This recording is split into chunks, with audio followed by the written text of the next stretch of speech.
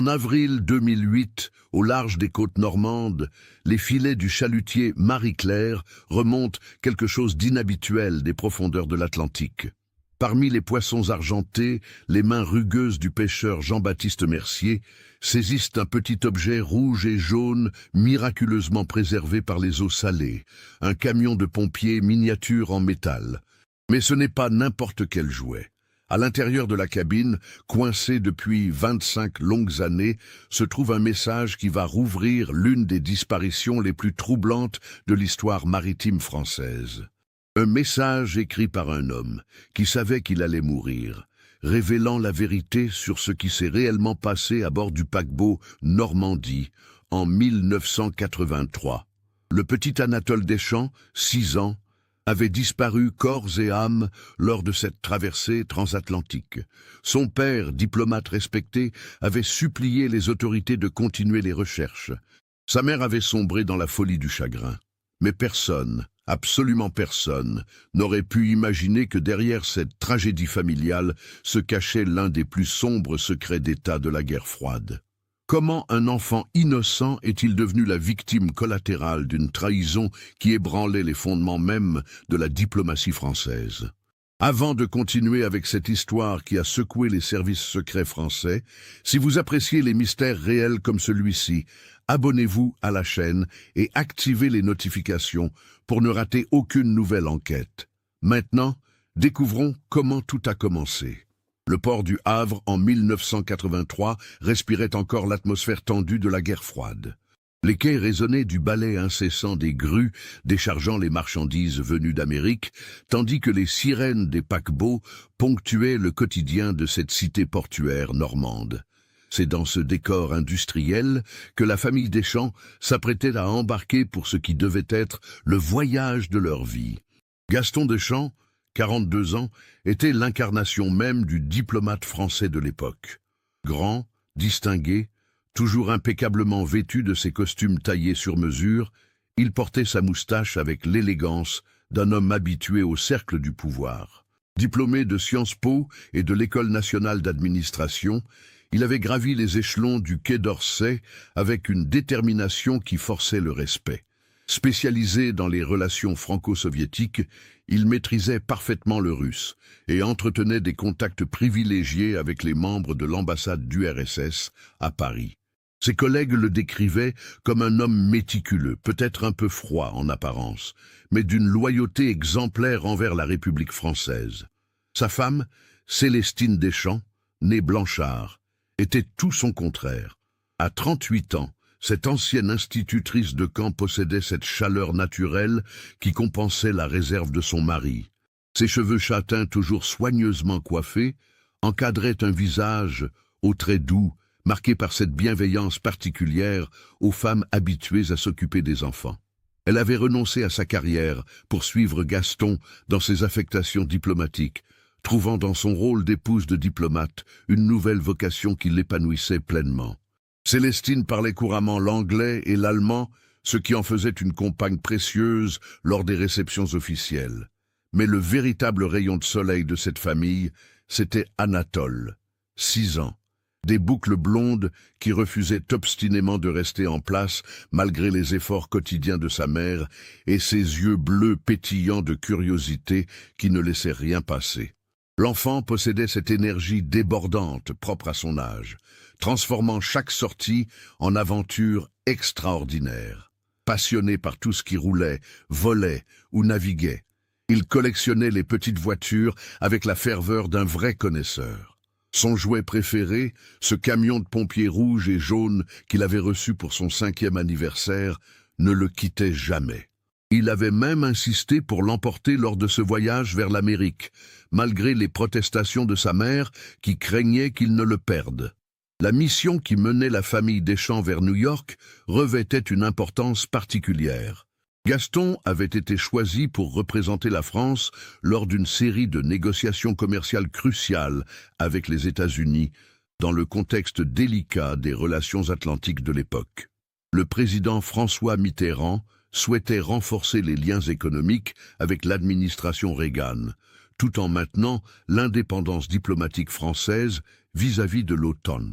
Ces négociations, qui devaient se dérouler sur plusieurs semaines, concernaient notamment les exportations d'armements français et les accords technologiques dans le domaine nucléaire civil. Le choix du paquebot Normandie pour cette traversée n'était pas anodin. Ce magnifique navire de la Compagnie Générale Transatlantique, long de 313 mètres et capable d'accueillir 2000 passagers, incarnait le prestige français sur les mers. Lancé en 1975 comme successeur spirituel du légendaire Normandie de l'entre-deux-guerres, il représentait le summum du luxe maritime français. Ses intérieurs art déco, ses restaurants gastronomiques et ses suites présidentielles en faisaient le choix naturel pour les personnalités de haut rang souhaitant traverser l'Atlantique avec élégance. Le couple Deschamps avait réservé une suite de première classe sur le pont supérieur, avec vue sur l'océan. Anatole disposait de sa propre cabine, mitoyenne à celle de ses parents, reliée par une porte de communication. Cette configuration, habituelle pour les familles fortunées, permettait à l'enfant de conserver son indépendance tout en restant sous la surveillance constante de ses parents. Le matin du départ, le 15 avril 1983, le Havre baignait dans cette lumière particulière du printemps normand. Les mouettes tournoyaient au-dessus des eaux grises du port, leurs cris se mêlant au vacarme des moteurs et aux ordres lancés par les dockers. La famille Deschamps était arrivée 2 heures avant l'embarquement, comme le recommandait la compagnie pour les passagers de première classe. Gaston supervisait personnellement le chargement de leurs bagages, particulièrement attentif à sa mallette diplomatique qui ne devait en aucun cas quitter sa surveillance. Anatole, fasciné par l'agitation du port, bombardait ses parents de questions sur le fonctionnement des grues, la destination des cargos amarrés à quai, et surtout sur ce magnifique paquebot qui allait être leur maison flottante pendant 6 jours. Le Normandie se dressait devant eux comme une ville verticale, ses cheminées jumelles crachant déjà une fumée blanche qui se dispersait dans le vent marin. Les premiers jours de la traversée s'étaient déroulés dans une atmosphère de vacances parfaite. Le Normandie avait quitté le Havre le 15 avril à 16 heures précises, sous un soleil généreux qui faisait scintiller les eaux de la Manche. Anatole avait passé des heures à la proue, fasciné par l'étrave qui fendait les vagues, serrant contre lui son camion de pompiers miniature qu'il faisait rouler sur le bastingage sous l'œil attentif de sa mère. Gaston, lui, alternait entre les moments familiaux et ses obligations professionnelles. Sa mission l'amenait à rencontrer discrètement plusieurs personnalités américaines qui voyageaient à bord, notamment Charles Whitman, un industriel texan spécialisé dans l'aéronautique, et Margaret Foster, une diplomate du département d'État. Ces conversations informelles, tenues dans le fumoir de première classe ou lors des promenades sur le pont, préparaient le terrain pour les négociations officielles qui devaient débuter à leur arrivée à New York. Le 18 avril au matin, alors que le paquebot naviguait par mer calme à mi-parcours de sa traversée, la routine familiale suivait son cours habituel. Célestine avait pris son petit déjeuner avec Anatole dans leur suite, pendant que Gaston participait à une réunion matinale avec d'autres passagers français du voyage. L'enfant avait exprimé le souhait d'aller visiter la salle des machines, une demande qu'il formulait quotidiennement depuis le début de la traversée. « Maman, est-ce qu'on peut aller voir les gros moteurs aujourd'hui ?» avait-il demandé en trempant sa tartine dans son chocolat chaud, ses yeux brillants d'excitation à cette perspective. Célestine avait souri de cette passion dévorante de son fils pour tout ce qui était mécanique. « Nous verrons cela avec papa tout à l'heure, mon chéri. Il connaît le commandant et pourra peut-être nous organiser une visite. » Vers 10 heures, Gaston était revenu dans la suite, visiblement préoccupé par sa réunion. Il avait embrassé distraitement sa femme et son fils, puis s'était installé à son bureau pour rédiger plusieurs télégrammes urgents qu'il comptait envoyer dès leur arrivée à New York. Anatole, armé de son camion de pompiers, jouait silencieusement sur le tapis persan de la suite, inventant des histoires complexes de sauvetage héroïque. « J'ai promis à Anatole de lui faire visiter la salle des machines », avait rappelé Célestine à son mari. « Le commandant Lavigne pourrait peut-être nous accorder cette faveur. » Gaston avait levé les yeux de ses documents, semblant revenir brutalement à la réalité familiale. « Bien sûr, ma chérie, je vais arranger cela. D'ailleurs, Victor Petrov m'a proposé de nous faire visiter les installations techniques du navire cet après-midi. Il s'y connaît remarquablement en ingénierie navale. » Victor Petrov était un passager russe d'une 50aine d'années, officiellement ingénieur en construction navale pour le ministère soviétique des Transports. Grand, aux cheveux grisonnants, impeccablement peignés en arrière, il dégageait cette autorité tranquille, propre au cadre du système soviétique. Depuis le début du voyage, il s'était montré particulièrement sociable avec la famille Deschamps, pratiquant un français excellent, teinté d'un léger accent slave, qui le rendait encore plus séduisant. Anatole s'était immédiatement pris d'affection pour cet homme qui savait répondre à toutes ces questions techniques avec une précision d'encyclopédie. L'après-midi s'annonçait donc sous les meilleurs auspices. À 14h30, la famille se retrouvait sur le pont principal. Anatole, sautillant d'excitation, à l'idée de découvrir enfin les entrailles mécaniques du paquebot. Victor Petrov les attendait près de l'escalier menant aux ponts inférieurs, vêtu de son éternel costume gris impeccablement coupé. « Bonjour, famille Deschamps !» avait-il lancé avec ce sourire chaleureux qui ne le quittait jamais. « Êtes-vous prêts pour une aventure dans les profondeurs de ce magnifique navire ?» Anatole avait couru vers lui, brandissant son camion de pompier. « Monsieur Victor, regardez, j'ai amené mon camion pour qu'il voie les gros moteurs aussi. » L'ingénieur russe s'était agenouillé à la hauteur de l'enfant, examinant le jouet avec un sérieux fin. « Magnifique engin! Les pompiers russes utilisent des camions très similaires. Nous allons lui faire découvrir de vraies machines aujourd'hui. » La visite avait commencé par les cuisines du paquebot, où régnait une activité fébrile en préparation du dîner. Le chef cuisinier, un Normand jovial nommé Lucien Morvan, avait accueilli les visiteurs avec cette fierté professionnelle propre aux maîtres de leur art. Anatole était resté bouche bée devant les fourneaux gigantesques et les marmites de la taille de baignoire. Ils avaient ensuite descendu plusieurs niveaux pour atteindre la salle des machines proprement dite. Le rugissement sourd des moteurs diesel s'intensifiait à mesure qu'ils s'enfonçaient dans les entrailles du navire.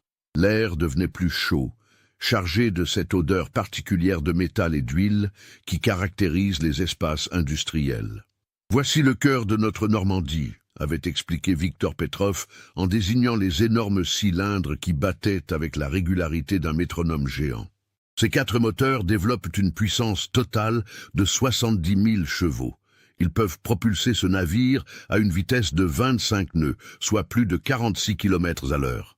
Anatole écoutait religieusement, ses yeux écarquillés par l'émerveillement. Il tenait fermement son camion de pompier, comme si ce talisman pouvait l'aider à mieux comprendre ces merveilles mécaniques. À un moment, il s'était approché d'une coursive étroite qui longeait les moteurs, attiré par un jeu complexe de pistons qui montaient et descendaient dans un ballet hypnotique. « Attention, mon chéri, reste près de nous », avait lancé Célestine, soudain inquiète de voir son fils s'éloigner dans ce labyrinthe de métal. Gaston consultait sa montre avec une fréquence qui trahissait une certaine nervosité. Il devait retrouver Charles Whitman à 17h pour une discussion importante, et la visite se prolongeait au-delà de ses prévisions. Victor Petrov semblait remarquer cette impatience, car il avait accéléré le rythme de ses explications. « Nous pourrions peut-être remonter maintenant », avait suggéré le diplomate français. Anatole a eu largement le temps de satisfaire sa curiosité. Mais l'enfant protestait déjà. « Oh non, papa, Monsieur Victor allait nous montrer comment on dirige le bateau. » L'ingénieur russe avait ri de bon cœur. « Le jeune homme a raison. La timonerie est l'étape indispensable de toute visite complète. Accordez-nous encore 20 minutes, mon cher Gaston. » Ils étaient donc remontés vers les ponts supérieurs, Anatole trottinant devant le groupe avec son camion, posant 1000 questions sur tout ce qu'il voyait. La timonerie du Normandie était effectivement impressionnante, avec ses instruments de navigation dernier cri et sa vue panoramique sur l'océan.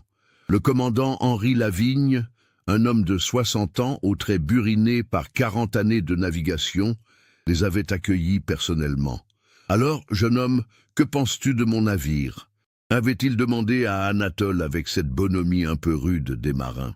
C'est le plus beau bateau du monde, avait répondu l'enfant sans hésitation. Un jour, je serai capitaine comme vous. Vers 16h45, la visite touchait à sa fin. Gaston montrait des signes d'agacement de plus en plus évidents, consultant sa montre toutes les 2 minutes. Victor Petrov avait finalement proposé de raccompagner la famille jusqu'au pont de première classe. « Je vais rester encore quelques minutes avec le commandant pour discuter de questions techniques », avait-il annoncé en arrivant devant l'ascenseur. « Anatole, as-tu bien profité de cette journée ?» L'enfant rayonnait littéralement. « Merci, monsieur Victor. C'était formidable. Est-ce qu'on peut revenir demain ? » « Nous verrons cela, mon chéri, avait tempéré Célestine. Maintenant, il faut que tu ailles te laver avant le dîner. C'est à ce moment précis, à 16h53 exactement selon le témoignage ultérieur du garçon d'ascenseur, que les destins ont basculé. Gaston était parti précipitamment vers le fumoir pour son rendez-vous avec l'industriel américain. Célestine accompagnait Anatole vers leur suite, l'enfant babillant encore sur les merveilles qu'il venait de découvrir. « Maman, tu crois que monsieur Victor pourrait m'apprendre à conduire un vrai bateau ?» demandait-il en serrant son camion de pompier contre sa poitrine. « Il faudra d'abord que tu grandisses beaucoup, mon petit capitaine », avait répondu sa mère en ébouriffant ses boucles blondes. Arrivée devant leur suite, Célestine avait fouillé dans son sac à main à la recherche de la clé, pendant qu'Anatole s'amusait à faire rouler son camion sur le tapis du couloir. C'est alors qu'ils avaient croisé Madame Eleanor Winchester, une richissime veuve américaine qui occupait la suite voisine. Cette dame de 70 ans, toujours parée de bijoux éclatants, avait pris l'habitude de gâter Anatole depuis le début du voyage. « Mon petit prince français !» s'était-elle exclamée de sa voix flûtée, teintée d'un accent de la Nouvelle-Angleterre. « Comment allez-vous ce soir ?» Anatole s'était aussitôt lancé dans un récit enthousiaste de sa visite, gesticulant avec son camion pour illustrer ses propos. Madame Winchester écoutait avec cette patience affectueuse des grands-mères, ponctuant le récit de « oh » et de « vraiment » admiratif. Madame Winchester avait interrompu poliment Célestine. « Je dois absolument préparer Anatole pour le dîner. Nous bavardons depuis 10 minutes déjà. » La vieille dame avait consulté la petite montre sertie de diamants qu'elle portait au poignet. « Bien sûr, ma chère. D'ailleurs, j'ai une proposition à vous faire. J'organise un petit goûter dans ma suite demain après-midi avec quelques enfants du voyage. Anatole serait-il intéressé ?» Les yeux du petit garçon s'étaient illuminés. Cette perspective de jouer avec d'autres enfants l'enchantait, car il commençait à s'ennuyer un peu de n'avoir que des adultes pour compagnie. « C'est très aimable à vous », avait répondu Célestine. « Nous en discuterons avec son père ce soir. » Une fois dans leur suite, Célestine avait fait couler un bain pour Anatole pendant que celui-ci rangeait soigneusement son camion de pompier sur la table de nuit de sa petite chambre. L'enfant chantonnait, encore tout excité par sa journée d'exploration. « Maman !» avait-il crié depuis la salle de bain. « Monsieur Victor m'a dit qu'en Russie, ils ont des bateaux qui cassent la glace. Tu crois qu'on en verra un jour ?» Célestine souriait de ces questions sans fin qui caractérisaient son fils. Elle avait choisi les vêtements qu'il porterait pour le dîner. Un petit costume marin bleu marine que Gaston avait rapporté de Londres, avec une cravate assortie qui donnait à l'enfant des allures de gentleman miniature. À 18h15, Anatole était prêt, impeccable dans son costume, ses boucles enfin domptées par la brosse maternelle. Gaston n'était pas encore revenu de son entretien, ce qui commençait à inquiéter légèrement Célestine. Les dîners en première classe étaient servis à partir de 19h30, et son mari détestait être en retard pour les obligations sociales. « Papa tarde bien », avait murmuré Anatole en s'installant dans le petit salon de la suite pour attendre. « Il a des affaires importantes à régler, mon chéri. En attendant, tu peux jouer tranquillement. » L'enfant avait alors récupéré son camion de pompier et s'était installé sur le tapis pour inventer une nouvelle aventure. Célestine, un peu nerveuse, était sortie sur la coursive privée de leur suite pour guetter le retour de son mari. Le soleil déclinait sur l'Atlantique, teintant le ciel de nuances orangées qui se reflétaient sur la surface de l'océan. C'est à 18h37 exactement, selon l'horloge de la suite, que tout a basculé. Célestine avait entendu frapper doucement à la porte d'entrée.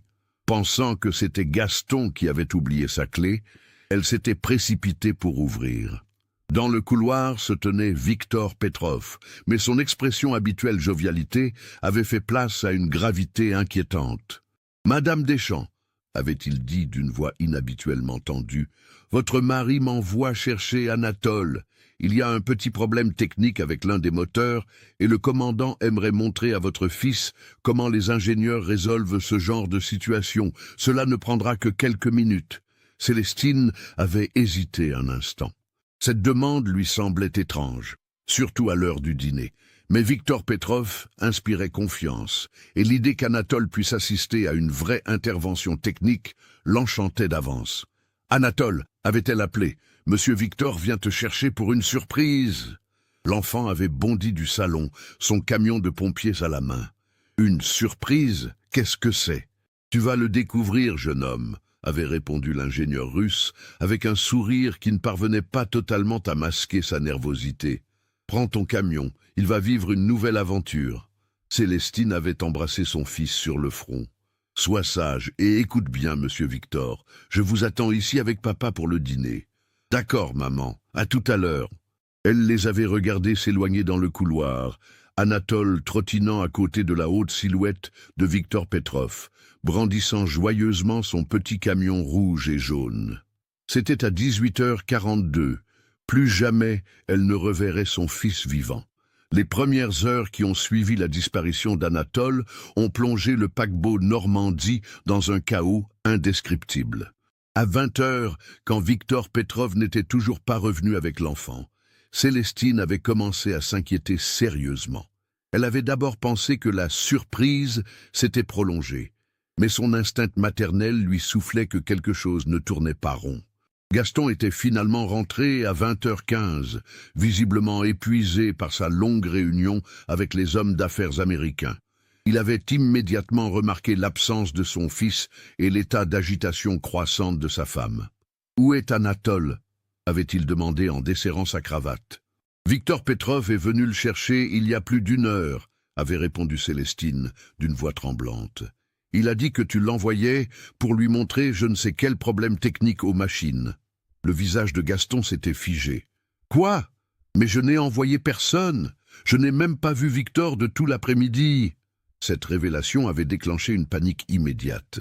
Célestine s'était précipitée dans le couloir, frappant aux portes des suites voisines, interrogeant tous les passagers qu'elle croisait. Gaston, lui, avait couru vers la réception pour alerter immédiatement l'équipage. Le commandant Henri Lavigne avait été tiré de son dîner par cette urgence. Homme d'expérience, il avait immédiatement compris la gravité de la situation et déclenché le protocole d'urgence prévu pour les disparitions à bord. En moins de 15 minutes, tous les membres d'équipage disponibles avaient été mobilisés pour fouiller méthodiquement chaque recoin du navire. La recherche avait commencé par les espaces publics. Salons, restaurants, ponts extérieurs, salles de cinéma, piscines. Les stewards interrogeaient systématiquement tous les passagers, demandant s'ils avaient aperçu un petit garçon blond en compagnie d'un homme aux cheveux gris. Plusieurs témoignages confirmaient que Victor Petrov et Anatole avaient bien été vus ensemble vers 19h, dans les coursives du pont C, mais personne ne les avait revus depuis. Vers 22h, l'angoisse avait atteint son paroxysme quand les recherches dans les cabines de Victor Petrov avaient révélé que l'ingénieur russe avait lui aussi disparu. Sa suite était dans un ordre parfait, ses affaires soigneusement rangées, mais l'homme s'était volatilisé. Cette découverte avait transformé ce qui ressemblait à un accident en une possible affaire criminelle. Le commandant Lavigne avait alors pris la décision de fouiller l'intégralité du navire, y compris les espaces interdits aux passagers. Soutes à bagages, locaux techniques, cales de marchandises. Cette opération titanesque, mobilisant 150 membres d'équipage, s'était poursuivie toute la nuit, dans une atmosphère de plus en plus pesante. À 3 heures du matin, Une découverte macabre avait glacé le sang de tous les participants aux recherches. Dans une coursive désaffectée du pont E, un matelot avait trouvé le petit camion de pompiers d'Anatole, abandonné près d'une écoutille de ventilation. Le jouet était intact, mais sa seule présence dans ce lieu isolé confirmait les pires craintes. Célestine s'était effondrée en voyant ce petit objet rouge et jaune qu'elle connaissait si bien. Elle l'avait serré contre sa poitrine en sanglotant, répétant inlassablement le prénom de son fils. Gaston, lui, était resté figé, comme pétrifié par l'ampleur de la catastrophe qui s'abattait sur sa famille. L'enquête officielle avait commencé dès l'aube du 19 avril. Le commissaire de bord Paul Giraud, ancien policier de la préfecture de Paris, reconverti dans la sécurité maritime, avait pris les choses en main avec la méticulosité d'un professionnel aguerri. Il avait d'abord fait établir un périmètre de sécurité autour du lieu de découverte du jouet, puis interrogé systématiquement tous les témoins potentiels. Les premiers éléments de l'enquête avaient rapidement établi que Victor Petrov n'était pas celui qu'il prétendait être. Ses papiers d'identité, soigneusement examinés, s'étaient révélés être des faux d'excellente qualité. L'ambassade soviétique, contactée par radio, avait nié connaître un ingénieur de ce nom dans ses services. L'homme qui avait gagné la confiance de la famille Deschamps était un mystère complet. Plus troublant encore, l'analyse de sa cabine avait révélé des éléments qui ne cadraient pas avec le profil d'un ingénieur civil.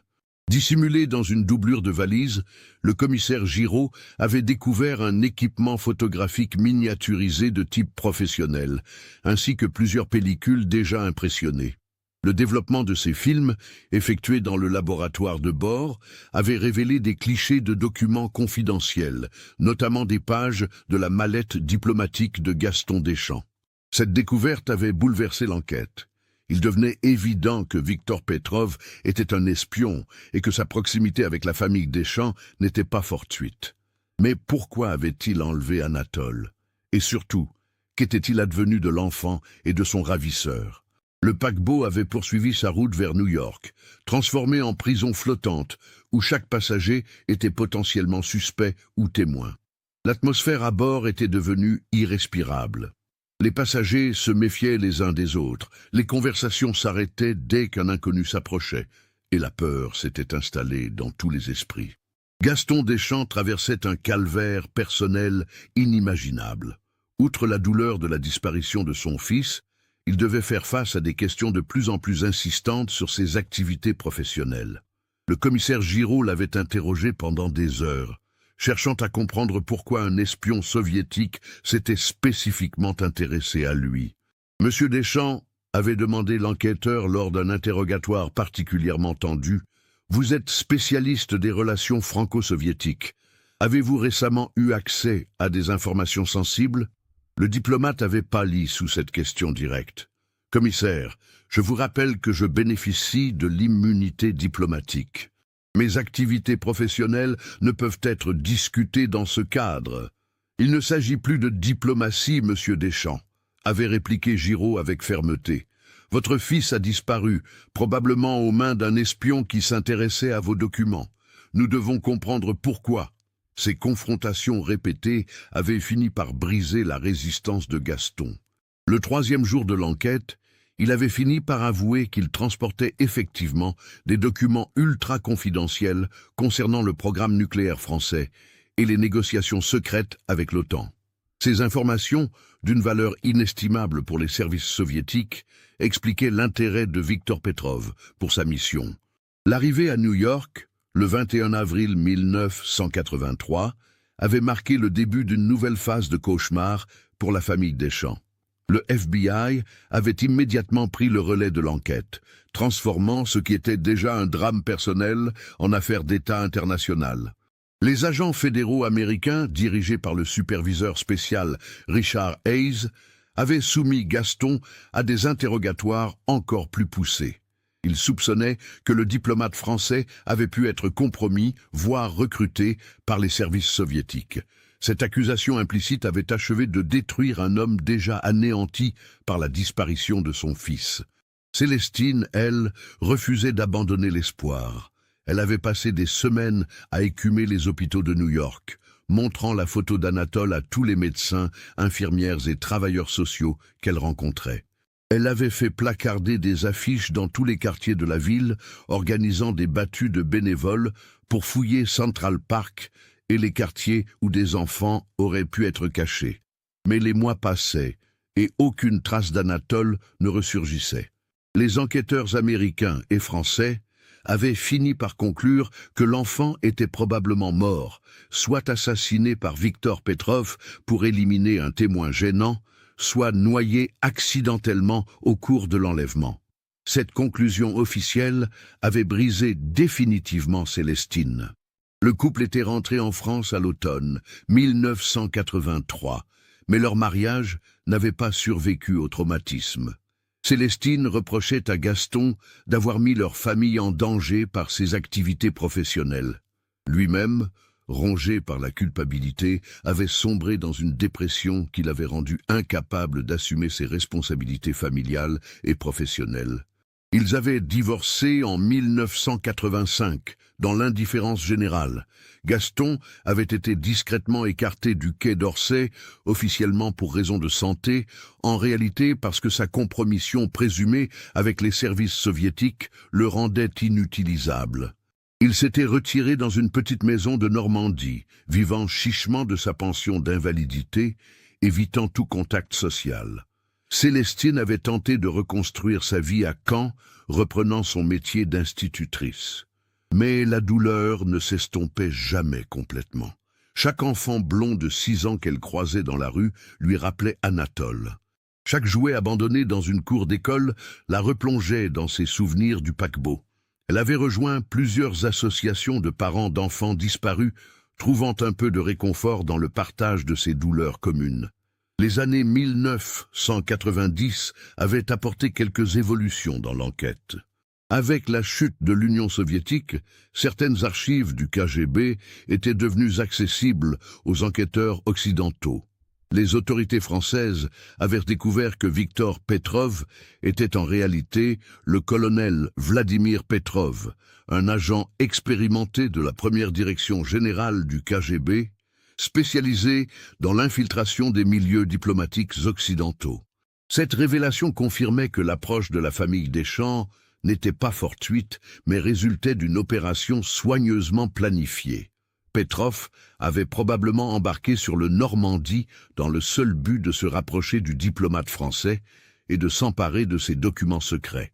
Mais quelque chose avait mal tourné, et l'enfant était devenu une victime collatérale de cette guerre froide qui ne disait pas son nom.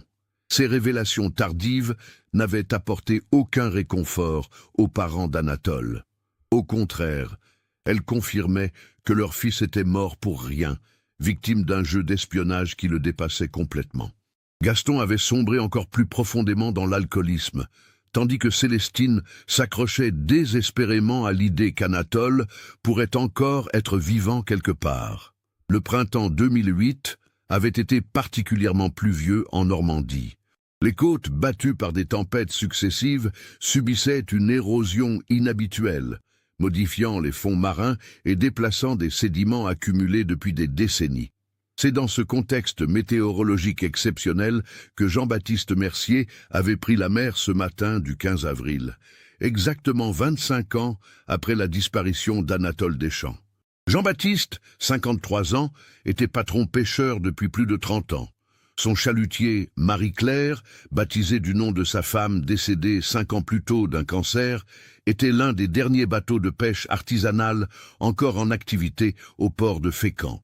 Homme taciturne aux mains tannées par le sel et le travail, il connaissait ses eaux comme sa poche, ayant appris le métier auprès de son père et de son grand-père. Ce jour-là, Jean-Baptiste avait décidé de tenter sa chance sur un nouveau secteur de pêche, à environ 40 000 nautiques au nord-ouest des côtes normandes. Les radars météo annonçaient une accalmie de quelques heures entre 2 dépressions, une fenêtre idéale pour une sortie de pêche productive. Il était parti seul, comme souvent depuis la mort de Marie-Claire, trouvant dans cette solitude marine une forme de paix qu'il ne parvenait plus à retrouver à terre. Vers 14 heures, alors qu'il remontait ses filets par une mer encore houleuse, Jean-Baptiste avait immédiatement remarqué que quelque chose clochait. Le chalut pesait anormalement lourd, et les treuils peinaient plus que d'habitude. Sa première pensée avait été qu'il avait accroché des débris, ces déchets industriels qui polluaient de plus en plus les fonds marins et causaient régulièrement des dommages aux équipements de pêche. Quand le filet était finalement remonté à la surface, il contenait effectivement peu de poissons, mais une quantité inhabituelle d'objets hétéroclites. Des morceaux de ferraille rongés par la corrosion, des débris de bois noircis, et surtout coincé dans les mailles, un petit objet rouge et jaune qui avait immédiatement attiré son attention. Jean-Baptiste avait d'abord cru à un jouet moderne tombé d'un navire de plaisance. Mais en l'examinant de plus près, il avait réalisé que cet objet avait passé de très nombreuses années sous l'eau. La peinture était largement écaillée, le métal piqué de rouille. Et pourtant, miraculeusement, l'objet était resté intact. C'était un petit camion de pompiers, de fabrication visiblement ancienne, avec des détails qui trahissaient une conception des années 70 ou 80. Le pêcheur l'avait retourné dans tous les sens, intrigué par cette découverte inattendue. C'est en tentant de faire tourner les roues qu'il avait découvert que le jouet s'ouvrait. Le toit de la cabine, maintenu par un petit mécanisme à ressort, révélait un compartiment intérieur. Et à l'intérieur, protégé par un sachet plastique étanche qui avait résisté aux assauts de l'océan, se trouvait un morceau de papier soigneusement plié. Les mains tremblantes d'émotion, Jean-Baptiste avait extrait le message de son enveloppe improvisée. L'encre avait partiellement bavé, mais le texte restait lisible.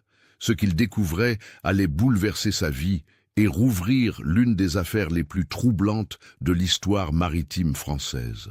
Le message était écrit d'une écriture hâtive, visiblement rédigée dans l'urgence. « Si quelqu'un trouve ce jouet, qu'il sache la vérité. Je suis Victor Petrov, colonel du KGB. J'ai tué l'enfant Anatole Deschamps le 18 avril 1983 à bord du Normandie. Son père vendait des secrets à mes services depuis 2 ans. L'enfant nous avait vus échanger des documents. Je n'avais pas le choix, pardonnez-moi. VP. » Jean-Baptiste avait relu plusieurs fois ce message stupéfiant, n'arrivant pas à croire à ce qu'il tenait entre ses mains. Ce petit bout de papier révélait non seulement la vérité sur une disparition mystérieuse, mais aussi l'existence d'un réseau d'espionnage qui avait coûté la vie à un enfant innocent. Le pêcheur connaissait l'affaire Deschamps, comme tous les Normands de sa génération. Cette disparition avait défrayé la chronique à l'époque, alimentant les conversations dans les cafés du port pendant des mois.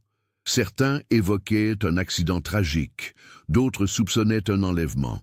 Mais personne n'avait jamais imaginé que la vérité était aussi sordide. Rentré au port vers 18 heures, Jean-Baptiste s'était immédiatement rendu à la gendarmerie de Fécamp. Le brigadier-chef Michel Durand, un quinquagénaire consciencieux qui connaissait bien le pêcheur, avait d'abord pensé à une plaisanterie de mauvais goût. Mais l'examen du jouet et du message avait rapidement convaincu les enquêteurs qu'il tenait là une pièce à conviction majeure. « Jean-Baptiste, vous vous rendez compte de ce que vous venez de trouver ?» avait demandé le gendarme en manipulant précautionneusement le petit camion. « Cette affaire a mobilisé Interpol pendant des années. » Le pêcheur hochait la tête gravement. « Je m'en souviens bien, brigadier. Ma Marie-Claire et moi, on en avait parlé à l'époque. Cette pauvre femme qui cherchait son petit partout. » La nouvelle s'était répandue comme une traînée de poudre dans le petit port normand. En quelques heures, une dizaine de journalistes étaient arrivés sur place, attirés par cette résurrection spectaculaire d'une affaire classée depuis longtemps. Le téléphone de la gendarmerie n'arrêtait plus de sonner. Les chaînes de télévision réclamaient des interviews et les curieux affluaient sur le quai où était amarrée la Marie-Claire. L'information avait rapidement remonté les échelons hiérarchiques. Dès le lendemain matin, une équipe de la police judiciaire de Rouen s'était déployée à Fécamp, dirigée par le commissaire divisionnaire Alain Roussel, un spécialiste des affaires criminelles complexes. Cet homme de 55 ans, à la carrière ponctuée de succès retentissants, avait immédiatement compris l'importance exceptionnelle de cette découverte. « Messieurs, avait-il déclaré à son équipe réunie dans la salle de la gendarmerie transformée en centre opérationnel. Nous tenons peut-être la clé d'une affaire qui empoisonne les relations franco-soviétiques depuis 25 ans. Chaque détail compte. Chaque vérification doit être menée avec la plus grande rigueur. La première priorité était d'authentifier le message et le jouet. Les experts de l'Institut de recherche criminelle de la Gendarmerie nationale avaient été sollicités pour analyser l'encre, le papier et surtout pour rechercher d'éventuelles empreintes digitales sur les surfaces métalliques du camion. Parallèlement, une équipe d'historiens spécialisés dans la période soviétique était chargée de vérifier l'existence réelle du colonel Viktor Petrov dans les archives du KGB désormais accessibles. Mais la tâche la plus délicate consistait à retrouver et à informer les protagonistes encore vivants de cette tragédie. Célestine Deschamps, désormais âgée de 63 ans, vivait toujours à Caen, où elle avait pris sa retraite de l'enseignement. Gaston Deschamps, 67 ans, s'était installé dans un petit village normand, où il coulait des jours anonymes, évitant soigneusement tout contact avec son passé diplomatique.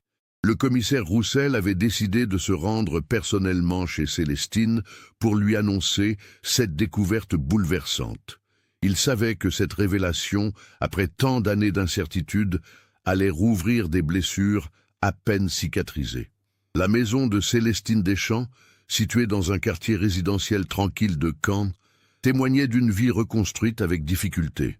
Le petit jardin était impeccablement entretenu, les volets fraîchement repeints, mais une mélancolie palpable se dégageait de ce décor trop parfait.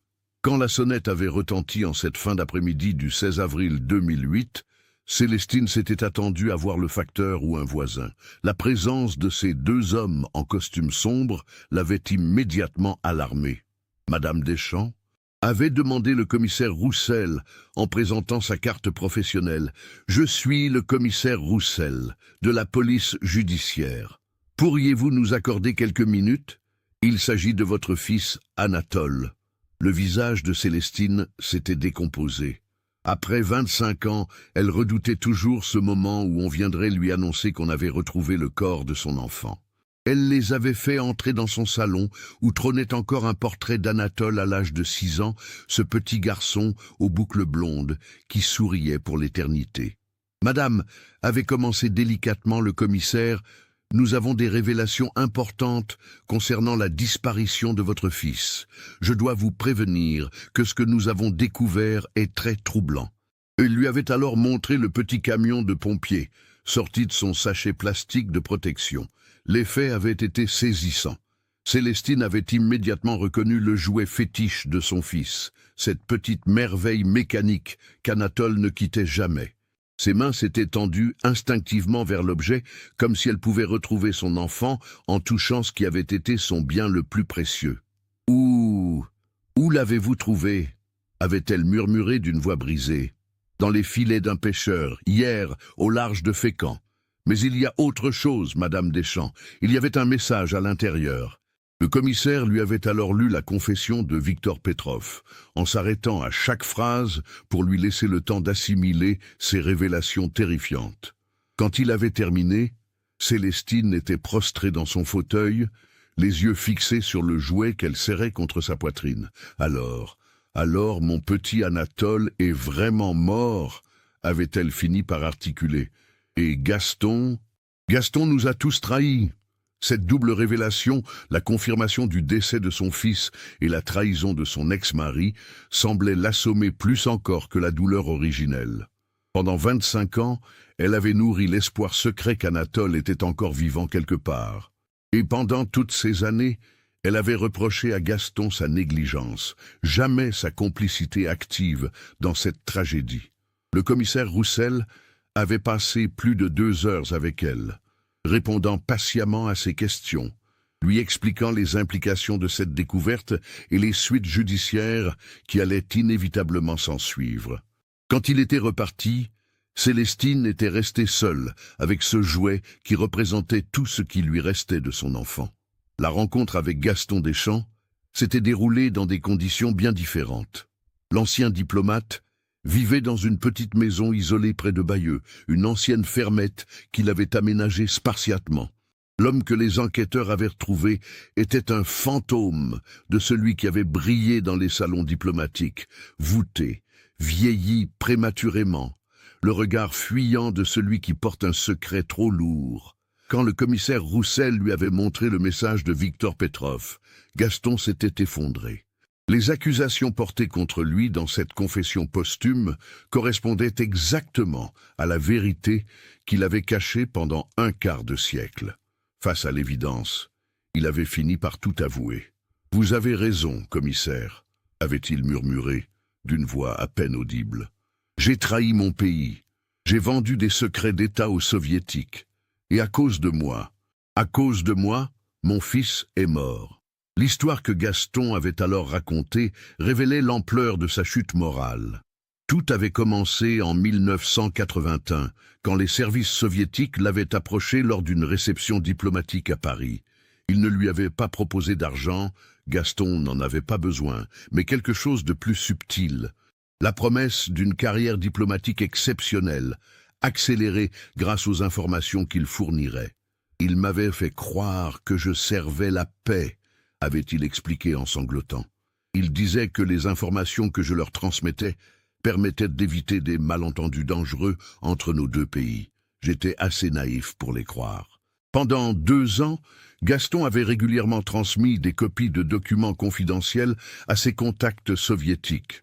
Rien d'extraordinaire au début, des rapports diplomatiques, des analyses géopolitiques, mais progressivement, les demandes étaient devenues plus précises, plus dangereuses. Les Soviétiques voulaient des informations sur les programmes nucléaires français, sur les négociations secrètes avec l'OTAN, sur les accords commerciaux sensibles. Victor Petrov était mon contact principal, avait poursuivi Gaston. Je le connaissais sous son identité d'emprunt depuis plusieurs mois. Quand j'ai appris qu'il voyageait sur le même paquebot que nous, j'ai pensé que c'était une coïncidence. En réalité, tout était planifié. Le piège s'était refermé sur lui à bord du Normandie. Victor Petrov lui avait fait comprendre qu'il possédait désormais assez de preuves pour le faire chanter à vie. Gaston n'était plus un agent libre, mais un pion entièrement soumis au service soviétique. Cette prise de conscience avait déclenché chez lui une crise de conscience tardive. Il avait décidé de tout avouer aux autorités françaises dès son arrivée à New York. Mais Anatole nous avait vus cette fameuse soirée du 18 avril, avait confessé Gaston les yeux dans le vague. Il était revenu dans le salon pour chercher je ne sais quoi et il nous avait trouvés en train d'examiner les documents. Victor a paniqué. Il a dit qu'un enfant, ça parle, que ça raconte tout ce qu'il voit. Il fallait faire quelque chose. Le reste de l'histoire correspondait à la confession trouvée dans le jouet. Victor Petrov avait emmené Anatole sous prétexte de lui montrer quelque chose d'extraordinaire. L'enfant, confiant, avait suivi cet homme qu'il considérait comme un ami. Quelque part dans les entrailles du paquebot, l'agent soviétique avait étranglé le petit garçon, puis avait jeté son corps par-dessus bord, dans l'immensité de l'Atlantique. « Pourquoi le jouet ?» avait demandé le commissaire Roussel. « Pourquoi avoir pris le risque d'écrire cette confession ?» Gaston avait haussé les épaules avec amertume. Victor était un professionnel, mais il était aussi père de famille. L'assassinat d'un enfant l'avait profondément marqué. Il m'a dit plus tard qu'il ne supportait plus ce qu'il avait fait. Le message dans le jouet, c'était sa façon de se confesser en espérant qu'un jour, la vérité ressurgirait. Cette révélation finale avait achevé d'accabler l'ancien diplomate. Non seulement il était responsable de la mort de son fils par sa trahison, mais en plus, il avait laissé Célestine souffrir pendant 25 ans en gardant le silence sur la vérité. Son calvaire personnel ne justifiait pas ce mensonge par omission qui avait empoisonné la vie de son ex-épouse. Les révélations de Gaston Deschamps avaient déclenché une onde de choc qui dépassait largement le cadre de l'enquête criminelle. Le 18 avril 2008, soit exactement 25 ans jour pour jour après la disparition d'Anatole, le procureur de la République de Rouen avait convoqué une conférence de presse extraordinaire. L'affaire, désormais rebaptisée par les médias « l'affaire du jouet de l'Atlantique », mobilisait l'attention de l'opinion publique française et internationale. Le commissaire divisionnaire Roussel avait pris la parole devant une assemblée de journalistes venus du monde entier. Les caméras de télévision retransmettaient en direct ses déclarations, pendant qu'une foule de curieux s'était massée devant le palais de justice de Rouen. « Mesdames et messieurs », avait-il commencé d'une voix solennelle, « les investigations menées depuis 48 heures nous permettent d'affirmer avec certitude que le petit Anatole Deschamps a été assassiné le 18 avril 1983 par l'agent soviétique Vladimir Petrov, alias Victor Petrov. Cet homme agissait dans le cadre d'une opération d'espionnage visant le diplomate Gaston Deschamps, qui a reconnu avoir transmis des secrets d'État au service soviétique entre 1981 et 1983. Un murmure de stupéfaction avait parcouru l'Assemblée. Cette confirmation officielle transformait définitivement une disparition mystérieuse en crime d'État, révélant au grand jour l'une des opérations d'espionnage les plus sordides de la guerre froide. Le commissaire avait poursuivi. L'authentification du message trouvé dans le jouet a été confirmée par nos experts. L'analyse de l'encre et du papier correspond aux standards soviétiques de l'époque et les empreintes digitales relevées sur le camion correspondent à celles de Vladimir Petrov, identifié formellement grâce aux archives du KGB accessibles depuis la chute de l'URSS. Mais la révélation la plus stupéfiante était encore à venir. Les enquêteurs avaient découvert, dans les archives soviétiques consultées avec l'aide des autorités russes, le dossier complet de l'opération qui avait coûté la vie au petit Anatole. Ce dossier, classifié sous le nom de code Opération Marée, révélait l'ampleur de l'infiltration soviétique dans les cercles diplomatiques français. Vladimir Petrov n'était pas un agent isolé, avait précisé le commissaire Roussel. Il dirigeait un réseau de 6 agents infiltrés dans les ministères français, coordonnant le vol systématique d'informations sur les programmes nucléaires et les négociations atlantiques. Gaston Deschamps n'était que l'un de leurs contacts, mais certainement le plus précieux de par ses fonctions au Quai d'Orsay. L'examen des archives avait aussi permis de reconstituer les derniers instants de la vie d'Anatole avec une précision glaçante. Le rapport de mission de Vladimir Petrov, retrouvé dans les dossiers du KGB, décrivait avec un détachement professionnel l'assassinat de l'enfant. Sujet mineur, témoin accidentel, échange documents confidentiels, élimination nécessaire, sécurité, opération. Exécution 18 avril 20h15, coursive Pont E, dissimulation corps réussie, mission poursuivie sans complications. Ces quelques lignes administratives résumaient la fin tragique d'une vie innocente, réduite à un simple problème logistique dans la comptabilité de l'espionnage. Mais le document le plus accablant était un télégramme chiffré que Petrov avait envoyé à ses supérieurs le lendemain de l'assassinat. Opération Marée compromise par témoins imprévus. Problème résolu définitivement. Extraction programmée New York selon procédure standard. Petrov. Cette correspondance révélait que l'assassinat d'Anatole avait été planifié et exécuté avec la froideur d'une opération militaire. L'enfant n'avait été qu'un dommage collatéral acceptable dans la logique implacable de la guerre secrète que se livraient les deux blocs. Les révélations s'enchaînaient à un rythme vertigineux. Les enquêteurs avaient aussi découvert que Vladimir Petrov ne s'était pas contenté de tuer Anatole. Arrivé à New York comme prévu, il avait poursuivi ses activités d'espionnage pendant encore 3 ans, avant d'être rappelé à Moscou en 1986. Là, selon les archives consultées, il avait sombré dans l'alcoolisme et la dépression, hanté par le meurtre de l'enfant français. Petrov est mort en 1991, avait précisé le commissaire, quelques mois avant la dissolution de l'URSS. Ses collègues rapportent qu'il parlait régulièrement de « l'enfant du paquebot » et qu'il avait exprimé plusieurs fois des remords concernant cette mission. Cette information éclairait d'un jour nouveau la confession trouvée dans le jouet. Vladimir Petrov avait vraisemblablement écrit ce message dans ses derniers instants à bord du Normandie, rongé par la culpabilité de son acte. En glissant cette confession dans le camion de pompiers d'Anatole avant de jeter le corps par-dessus bord, il avait peut-être espéré qu'un jour, la vérité ressurgirait des profondeurs de l'océan. Pendant que ces révélations officielles secouaient l'opinion publique, un drame plus intime se jouait dans le petit salon de Célestine Deschamps à Caen. L'ancienne institutrice, désormais veuve depuis la mort de son second mari en 2005, vivait seule avec ses souvenirs et cette douleur qui ne s'était jamais totalement apaisée. Quand les journalistes avaient commencé à assiéger sa maison, Célestine avait d'abord refusé toute déclaration. Mais le poids de cette vérité enfin révélée était trop lourd à porter seule.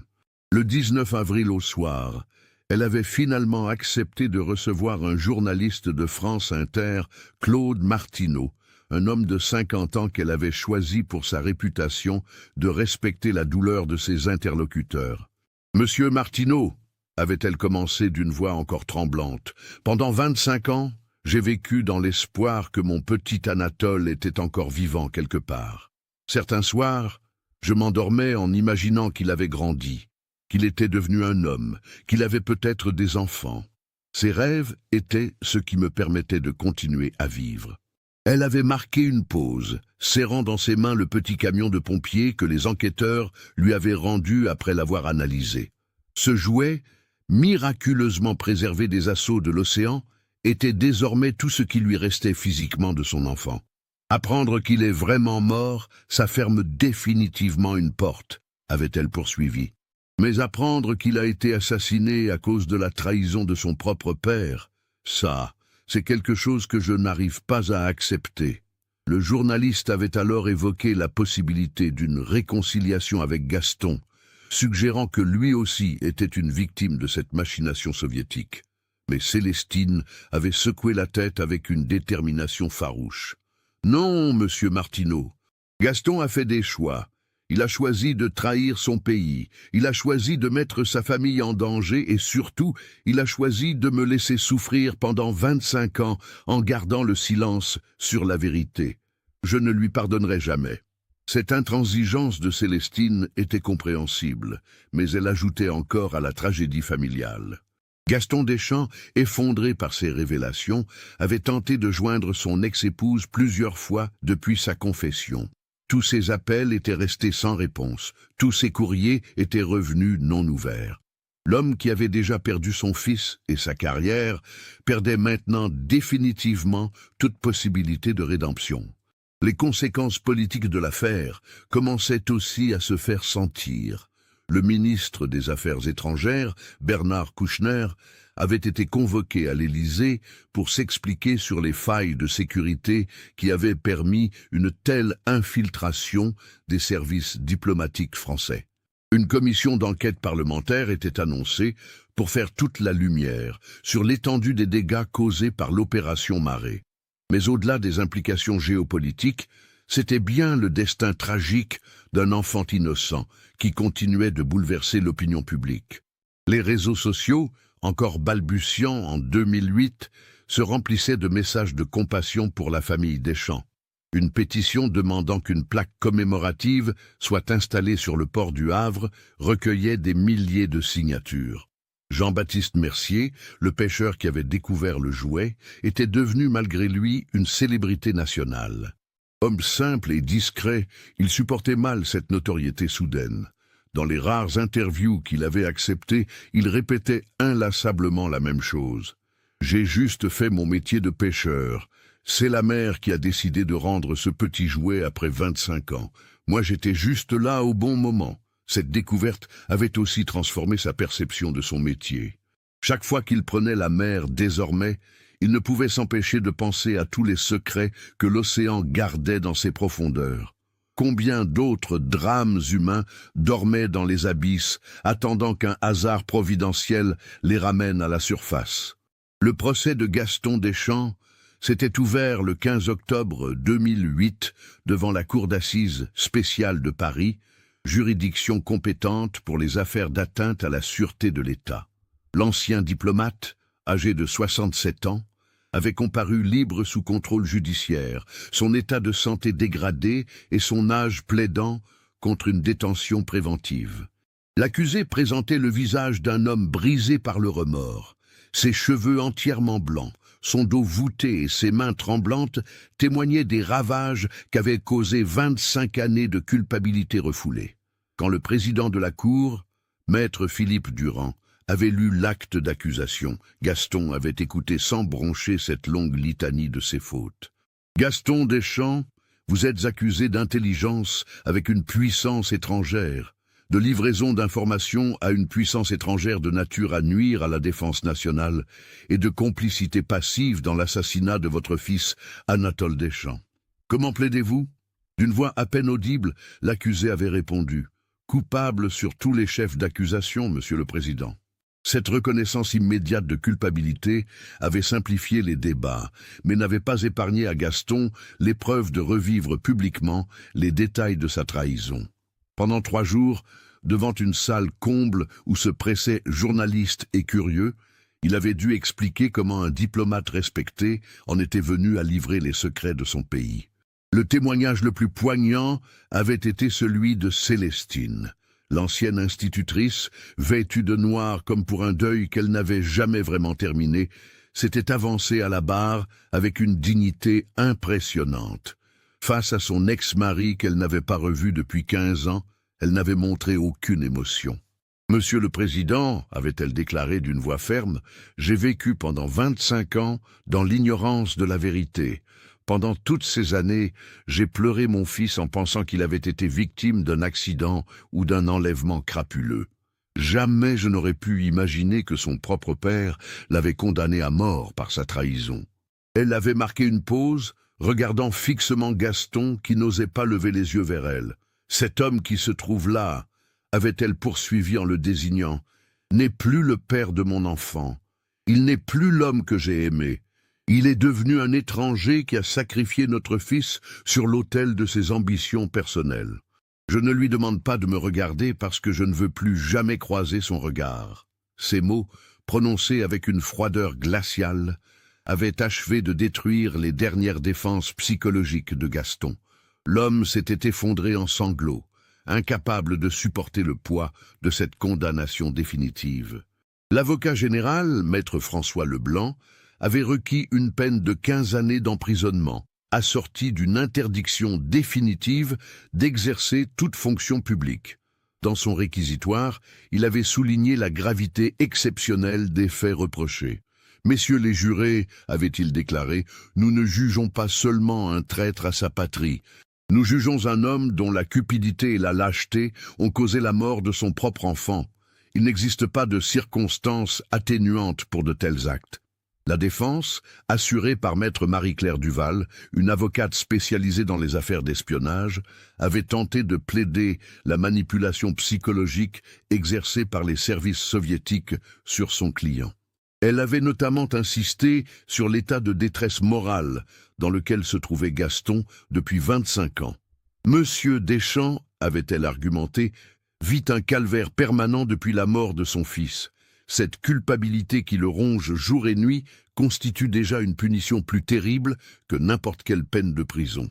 Il ne s'agit pas d'excuser ses actes, mais de reconnaître qu'il en paie déjà le prix fort. » Mais ces arguments n'avaient pas convaincu les jurés.